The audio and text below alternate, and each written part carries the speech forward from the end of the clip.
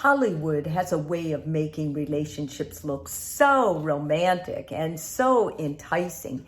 And one of the things they do is make it look like a couple cannot exist without the other person. This is actually very, very dangerous. It's called emotional fusion. And when couples aren't used or partners aren't used to having relationships, or they're kind of going in line with what they see, what they think, the romanticizing, it's very easy for them to become so fused with their partner that they actually are not mentally healthy at this time. They're almost on the verge of codependence. They start losing themselves, thinking that the only way a relationship can exist and prosper is to be one in the same.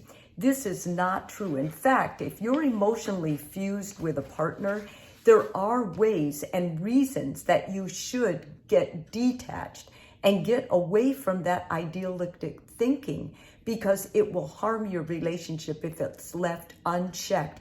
If you continually live together like that, you'll not only bore each other, but you will smother the relationship. It won't have room to actually breathe. And space in a relationship is so important. So how do you know if you're having this? The first thing, you begin feeling responsible for your partner's emotions.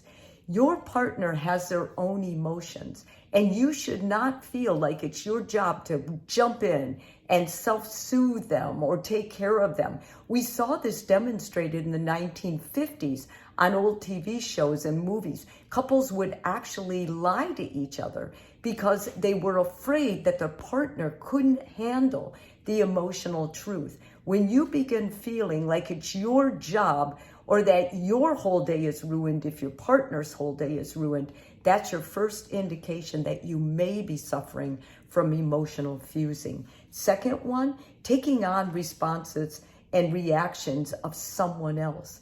If you begin responding and acting exactly like your partner to information or situations, that's a sign that you're becoming emotionally fused. When you feel like the only way you can connect is if you mimic their responses, that is dangerous. And not only that, the very first thing I'm thinking, and I actually see in my office, is couples losing interest in each other. Let's face it, nobody wants to be with someone, a mini me. You don't want that unless you're a very fragile person, that you need someone to agree with you on all areas and aspects of life. So if you see that in your relationship, it's time you stop and wake up and start choosing your own responses. And lastly, one party is highly reactive when someone wants to do their own thing. If your partner becomes irate or just unconsolable because you want to go to something without them and it wasn't their idea, then you are with someone who is so controlling of what you feel and think and do that this can actually be dangerous. This can be an abusive situation. You want to start stepping back, looking at your relationship seriously, and you want to begin that discussion with your partner. Make it a personal statement. Say, listen, I'm noticing some things that are making me uncomfortable with the way I respond to us.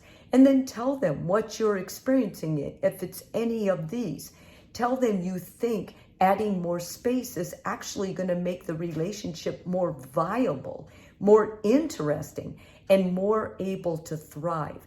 You do this for yourself first, but you're actually doing it to help preserve and save the relationship. And not only that, when and if a partner of yours comes to you and says this, take it seriously. Because from where you are, it may seem like you're just a cohesive, healthy partner.